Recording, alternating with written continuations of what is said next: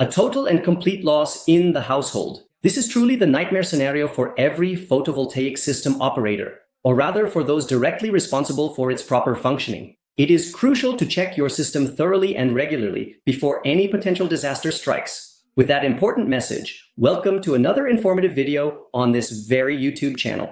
First of all, where have I been? Why hasn't there been a video for so long? Am I doing well? Am I still in business as an entrepreneur? Or already retired? If you're not interested, feel free to skip ahead to the intro. For everyone else who might be interested or seeking a brief explanation, to put it concisely, in March of 2025, I almost completely blew a fuse. However, this was not within my physical household, but rather metaphorically between my ears, specifically within the intricate workings of my own nervous system. I was, and I'll say it as it is, really on the verge of burnout. The VAT exemption, as we all know, is now a thing of the past, and that's why the flood of orders in the month before it ended was record-breaking, almost perverse, really. And of course, all these systems that were sold wanted to be connected to the grid at the same time, if possible. Everyone truly wanted their promised training and personal support from me, as they had been expecting.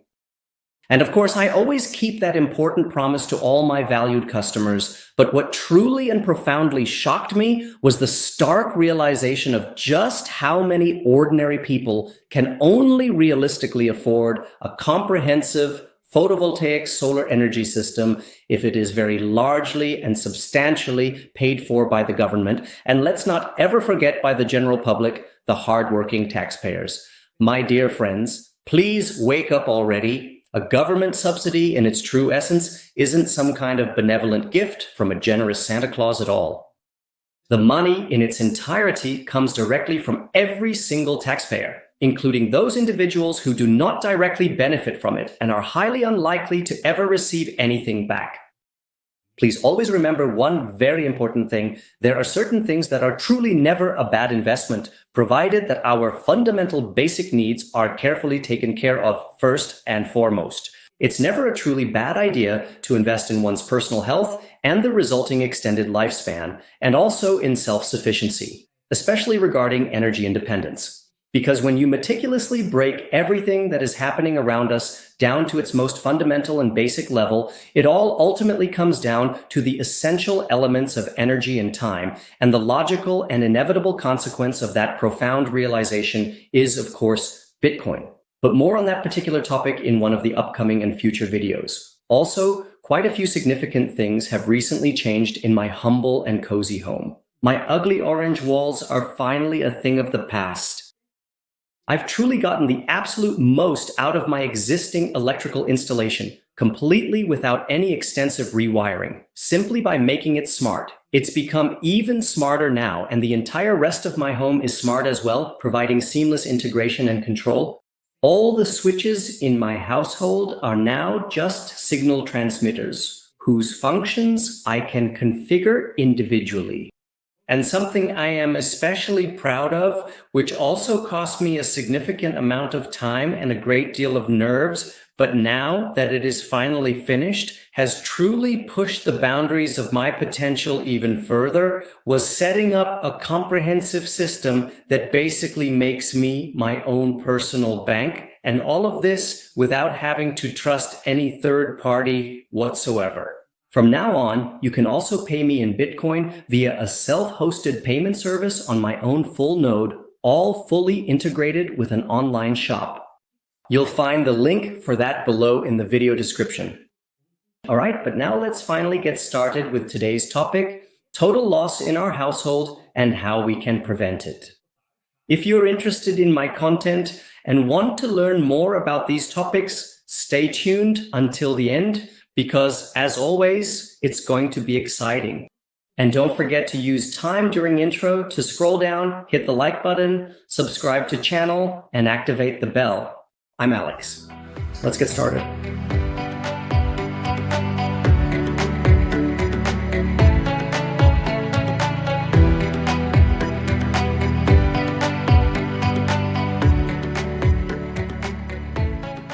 What I'm about to fully tell you isn't just a mere theory, it's actually, and this is certainly not an exaggeration, the fourth significant case I know of where something has truly happened because of this. And I also know that there are a lot of electricians out there watching with whom I've often discussed this topic who are now worried that I'll mention them by name. Don't worry, I won't do that. But please watch this video all the way to the end and think about it. If something happens, then you'll have a problem. You won't have a problem. If you tell your valued customer that you need to thoroughly check something and, if absolutely necessary, carefully move a circuit breaker, admitting a mistake and promptly correcting it before anything untoward happens is a clear sign of true strength, not weakness. I currently have about 3,000 systems worldwide in my install account that I personally manage, but I haven't actually sold all of them myself. That's precisely why I haven't had direct influence over the initial installation of all the numerous systems I manage. And out of these 3,000 systems, there are only 4 where significant damage has occurred, which is just a bit more than 1 per thousand, a remarkably low figure indeed. But there are a lot of systems out there where this risk, at least theoretically, exists as well. And I would confidently claim that it's truly 1 out of 3 specific systems where this particular risk could potentially exist, especially those systems where I absolutely couldn't influence the initial installation process because they were originally purchased elsewhere. First and foremost, this crucial point does not affect systems that are installed without an EPS box or without a 3-phase transfer switch. So, it definitively does not affect those specific systems where the grid power is simply looped through the inverter directly. Because with this particular type of installation, as was thoroughly explained in 2 previous videos, we specifically use the internal grid disconnection feature of the Solax X3 hybrid inverter. And with this specific type of installation, you really cannot do anything wrong at all. But if we have indeed decided to carry out the entire installation with the function already activated, utilizing an external ATS or an external transfer switch, which precisely means you supply the entire household via the inverter's grid connection when the main power grid is readily available, then there are a few crucial things to always keep in mind, which unfortunately are very often done quite incorrectly. Of the 4 systems that resulted in total household damage, only 1 used a manual transfer switch, while in 3 cases, an overly clever electrician had tried, quite unsuccessfully, as we've seen, to install the whole setup using unsuitable contactors. By the way, I wouldn't want to be in his shoes after such an installation.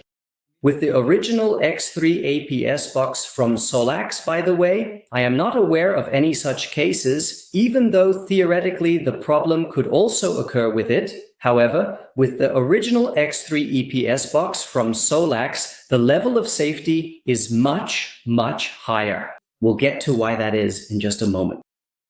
For those who don't know yet, and as a refresher for everyone else, today we're once again presenting a real Picasso, or rather, a real Alex. So we have our Solax X3 hybrid inverter, which has a grid connection and, as we know, an EPS output.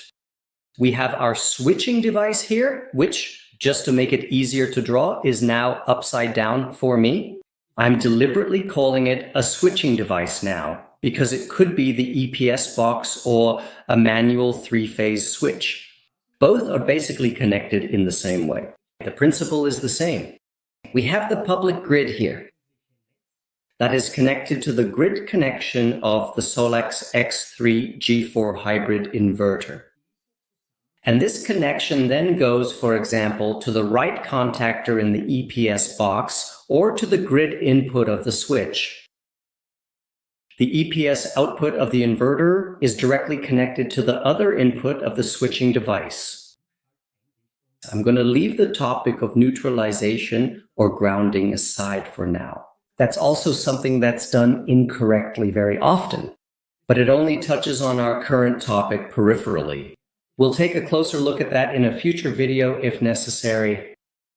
And from there, it continues on to our consumers. That means the electrical power to our valued consumers always flows continuously, as long as everything is working properly through one side or the other of our switching device. In this particular case, the inverter works in such a way that when it senses voltage at the grid connection, it feeds its PV power into the grid connection. This then meets up with the grid power there and supplies our household from that side. If the power fails there, then there is no voltage present anymore. The inverter immediately detects this change, then it switches over, subsequently goes into EPS mode, and reliably supplies our electrical loads once again via its dedicated EPS output through the other side of the transfer switch. If there are already loads connected there, that is, on the grid side, as we all know, these are not powered during a power outage because, as mentioned, that side is without power in this case. All right, and now let's get started. How and where should the inverter be protected?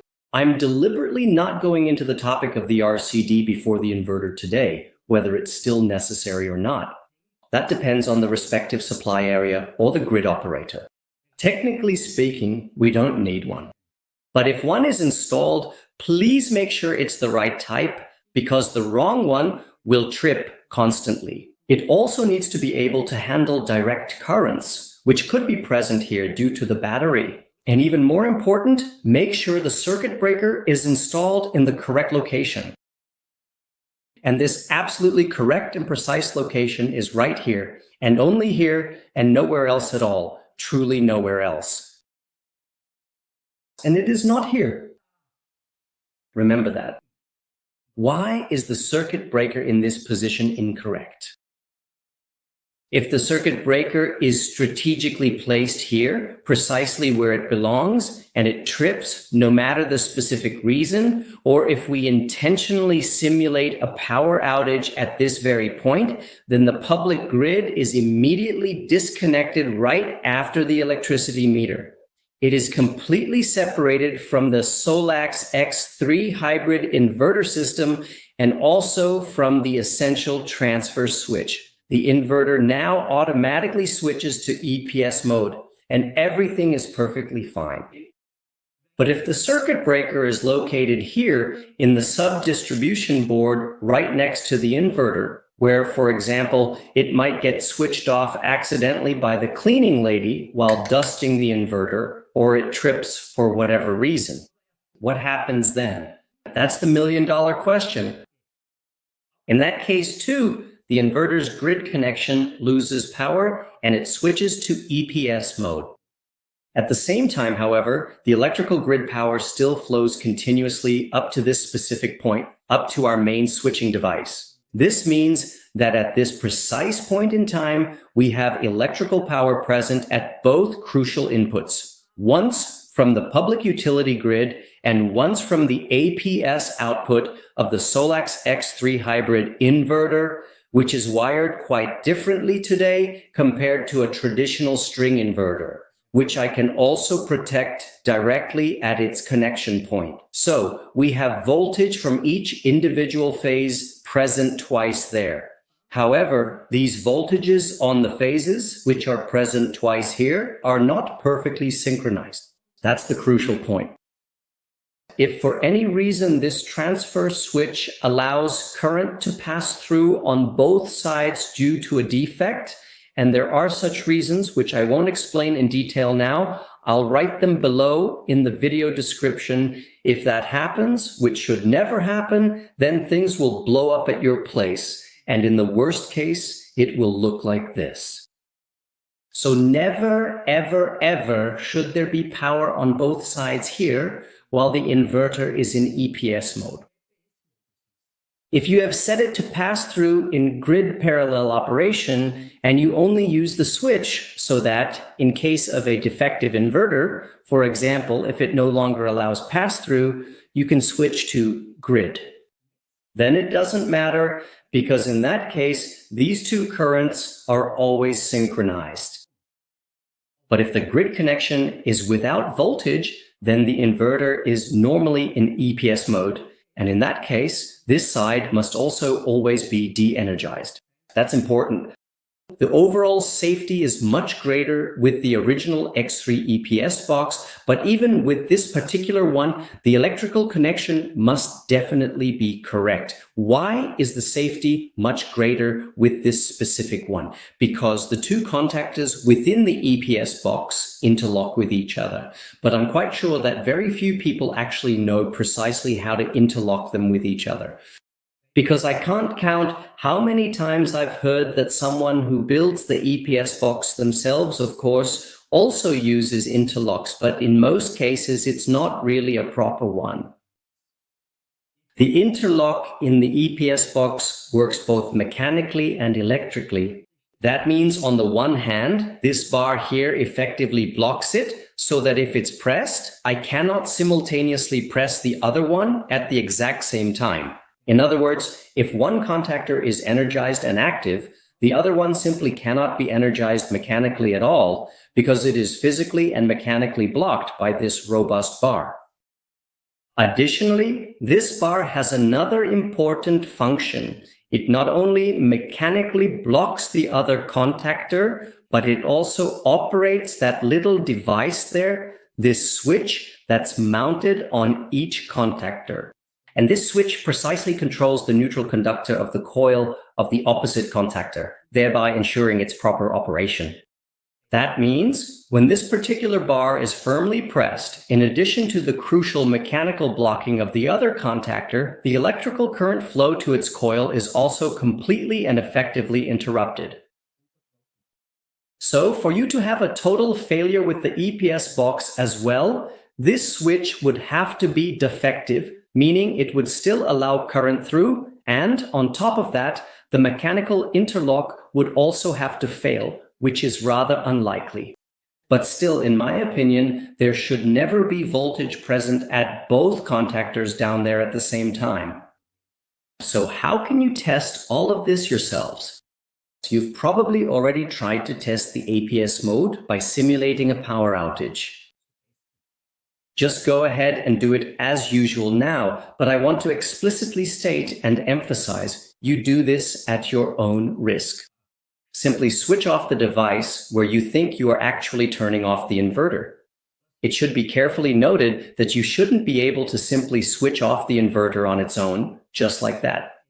If you truly and genuinely want to turn it off, and it should truly be completely off, then there must be absolutely no power whatsoever in the entire house either.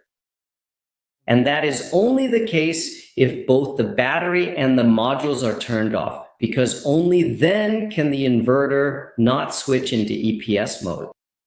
So if you think you can turn off the inverter with a circuit breaker, try it now at your own risk and see whether it really turns off or if it switches to EPS mode. I would argue that it switches to EPS mode. And then you should grab a reliable measuring device and carefully check whether there is electrical voltage present only on one side of your transfer switch or, alternatively, on both sides.